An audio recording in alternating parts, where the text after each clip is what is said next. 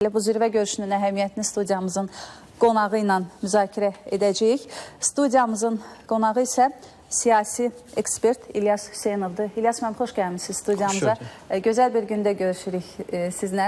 Bir qədər əvvəl də qeyd etdiyim kimi bayrama qarşı müstəqillik günündə Azərbaycan Xalq Cümhuriyyətinin 107-ci il dönümündə bugün Laçında Beynəlxalq Hava Limanının açılışı ilə əlamətdar oldu və daha bir əlamətdar hadisə artıq dəqiqələr qalıb. Biz də gözləyirik ki, bir qədər sonra qoşulacaq canlı efirdə liderlərin zirvə görüşü və bu zirvə görüşünün əhəmiyyətini siz necə qiymətləndirirsiniz?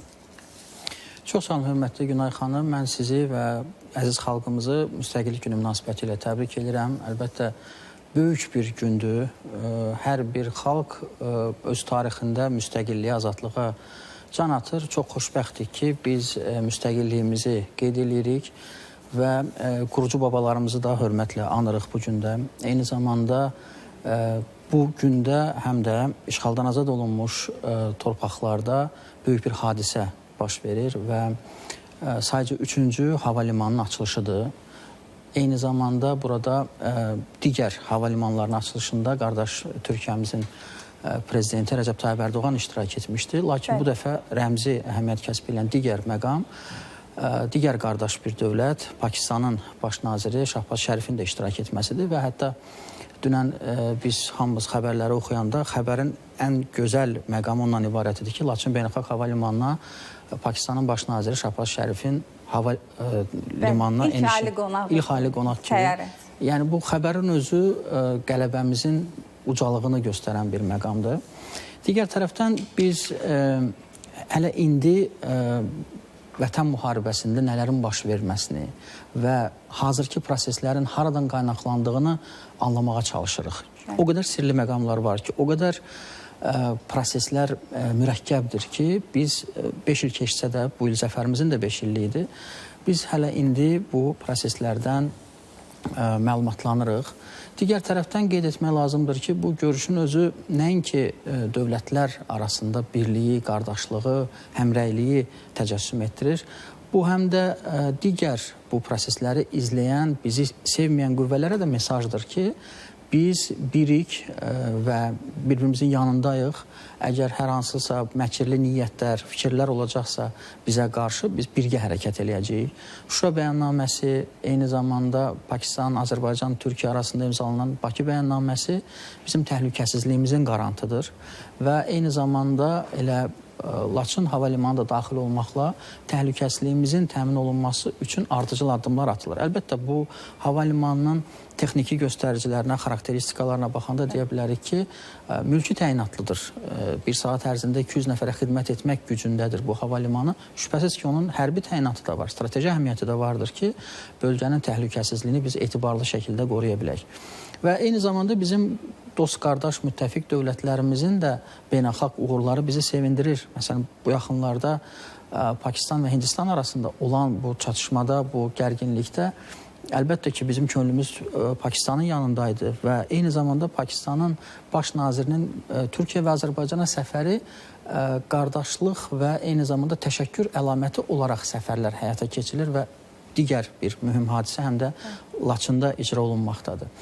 Və Türkiyə haqqında da daha geniş biz danışa bilərik. Onun beynəlxalq uğurları, geopolitik aktor kimi bölgədəki dominant mövqeyə hakim olması, xüsusilə də Suriya zəfəri, Liviyada hakimiyyətin çökməsinə qarşı olan onun iradəsi, PKK-nı silahsızlaşdırmaq və ölkə daxilində konsensus əldə olunması, barış və uzun müddətli danışıqların nəticəsi və digər tərəfdən əlbəttə ki, 2021-ci ilin 15 iyun tarixində azad olunmuş mədəniyyət mərkəzimiz Şuşada imzalanan Şuşa bəyannaməsi bizim münasibətlərimizi keyfiyyətcə yeni müstəviyə qaldırdı. Və əlbəttə Türkiyənin müdafiə sənayesi sahəsində əldə etdiyi hər bir uğur Azərbaycanda öz uğurumuz kimi qeydə alınır. Məsələn, Akıncının daha uzun müddət havada qalması və yaxud digər hərbi hədəfləri müəyyən etməsi və eləcə də məhv etməsi Azərbaycanda böyük bir qələbə kimi qeyd olunur ki, bizim birgə təhlükəsizlik sistemimiz, birgə təhlükəsizlik arxitekturamız, xarici siyasətdə birgə addımlarımız, koordinasiya, müəyyən fikirlərin sinxronluğu da mühüm əlamət kəsb edir. Elə xarici siyasət dediniz, Azərbaycan xarici siyasətində qardaşlıq və strateji tərəfdaşlıq belə deyək, modeli və siyasi ekspertlər bugünkü üçlü zirvə görüşünü belə deyək də, regionda yeni belə deyək, yeni regional arxitektura kimi qiymətləndirirlər və üç qardaş formatı. Ümumiyyətlə, bu üç qardaş formatının geosiyasi əhəmiyyəti nədir sizcə? Əlbəttə ki, bizi bağlayan tarixi, mənəvi bağlar var, dəyərlər var və s. Amma geosiyasi baxımdan siz bunu necə qiymətləndirirsiniz? Bunun ölkələrimizə və həm də bölgəyə təsiri baxımından. Şübhəsiz ki, çox böyük təsiri vardır. Çünki bugün dünyada biz görürük ki, beynəlxalq hüquq işləmir.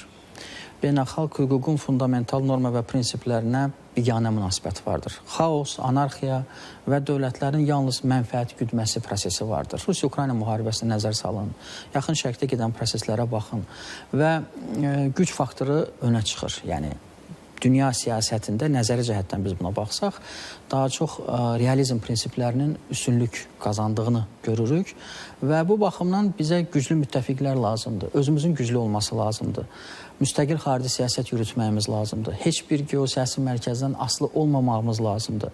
Və yeni bir tendensiya formalaşıb beynəlxalq münasibətlərdə. Üzr istəyirəm, sizin sözünüzü kəsəcəm, üzr istəyərək. Artıq biz Laçından kadrları görürük. Zirvə görüşündə prezidentlər artıq həmin zirvə görüşünün keçiriləcəyi zala daxil olublar. Kadrlardan da izlədik və bu görüşün, məhz Laçındakı bu tarixi görüşün geosiyasi əhəmiyyətindən danışırdıq. Davam edin, zəhmət olmasın. Bəli, yəni geopolitik nöqteyi nəzərdən dövlətlərin birgə fikirdən çıxış etməsi və eləcə də hərbi siyasi alyansın formalaşması mühüm əhəmiyyət kəsb edir. Məsələn, biz bu fikirləri elə bu studiyada da Türk dünyası haqqında da qeyd edirdik ki, Türk dünyasının da sosial-iqtisadi formasiyadan daha çox hərbi təhlükəsizlik və hərbi texniki əməkdaşlıq mərhələsinə qədəm qoymasının vaxtı çatmışdır. Və indi sevindirici haldır ki, Türkiyə, Azərbaycan, Pakistan bu addımı atır. Digər yeni mərhələdə Türk dünyası üçün də bu prinsiplər, bu addımlar keçərli olacaqdır.